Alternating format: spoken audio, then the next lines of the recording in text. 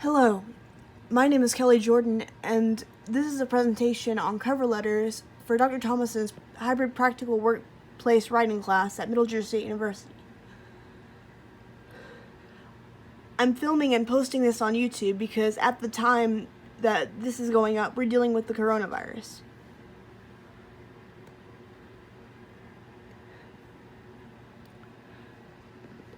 So, today I'm going to talk about what makes a successful cover letter.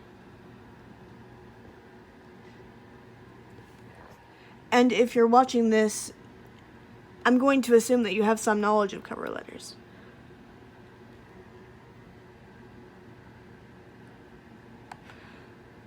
So, a successful cover letter is approximately 1 page long, and if you're more familiar with academic writing, it's like an abstract, in that it summarizes your resume and gives employers a chance to read the highlights of what you want them to know without being too long, because employers are often busy and they have a lot to get through. So it's always best to keep a cover letter short.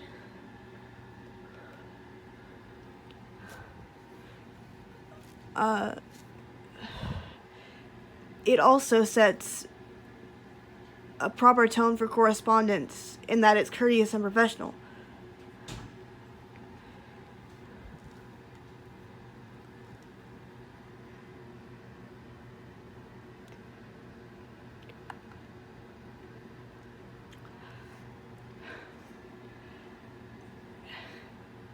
As I said, cover letters are usually only 1 page long. They highlight a resume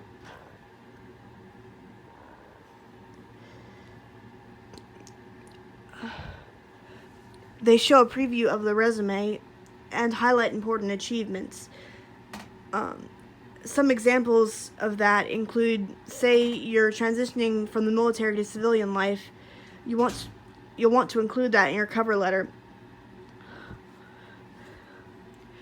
because if you have previous military experience, that's something that your future employers would want to know.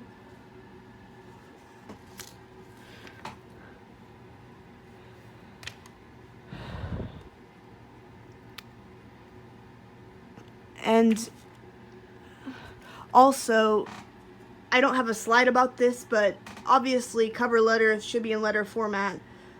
So they have the salutation, several short paragraphs about what you want to say, and then the signature block. So that's also something to keep in mind.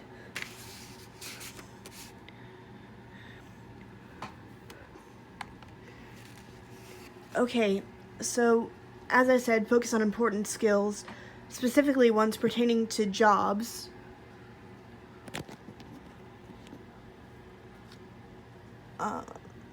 And previous achievements in life, which includes academic achievements and previous job experience. Some examples of this include previous military achievement, like I said before, and also for academic achievements, things like making the dean's list and being in a sorority or a fraternity. If you're just leaving college and you haven't had a proper job yet.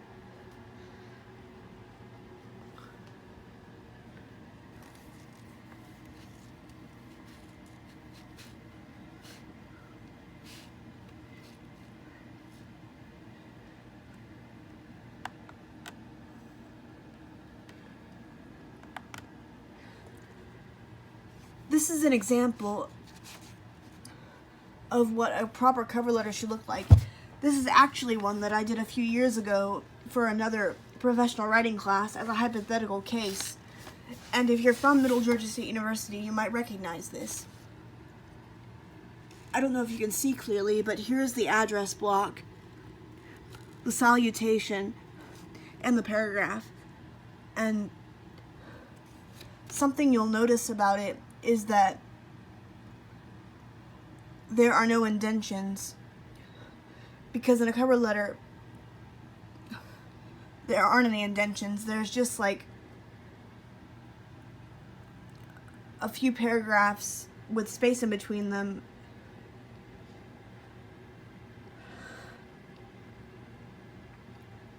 And all the lines are the same length.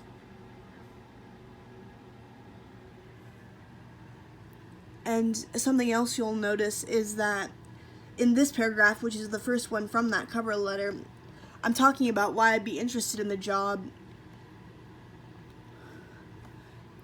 and why I think it would help me. Actually, this is for an internship, which you can write cover letters for as well, but it's the same thing, really.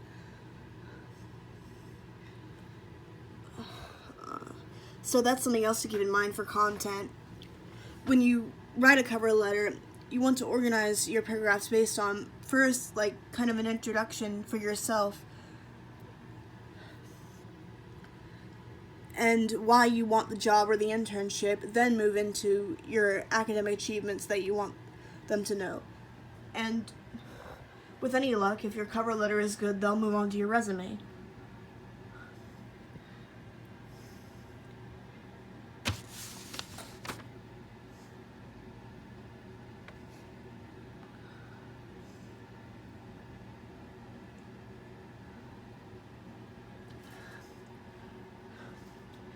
That's why cover letters are so important, because it shows, it gives employers an idea of who is and isn't worth their time.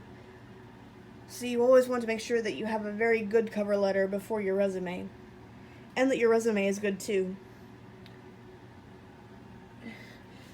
And I apologize for that glare. I have a really big window in my bedroom, and it's early in the morning when I'm filming this.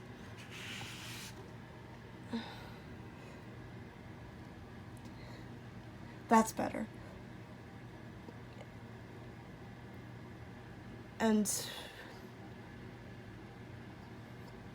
I apologize that this is a little bit shaky. I'm not really that used to filming. I probably should have done something else. But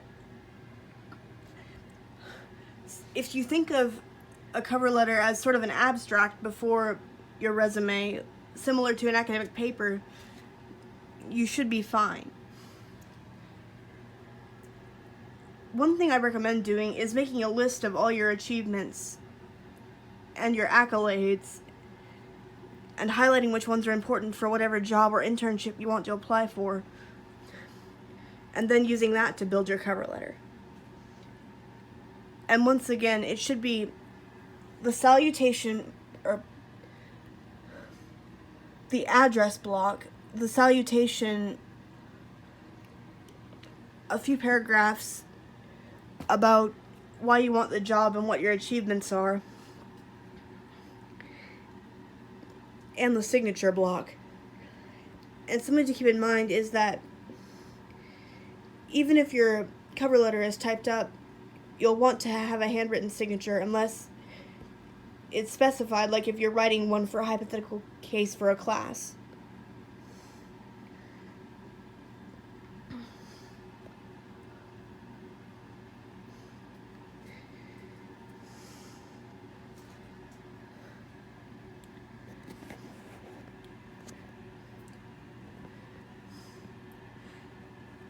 Also, of course, jobs have specific requirements, so you want to make sure that you include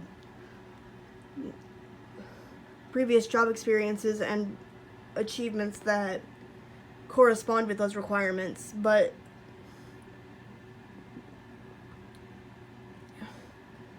you can find more detail about that in resume writing videos and presentations.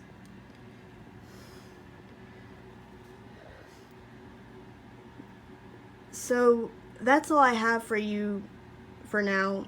I hope you enjoyed the presentation and that it helped you. And thank you for watching. Goodbye.